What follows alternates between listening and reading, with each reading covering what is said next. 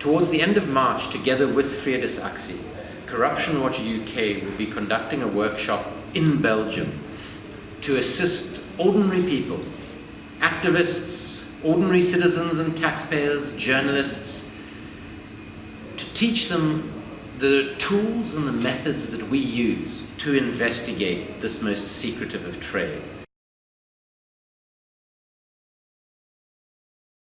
So please do come and join us.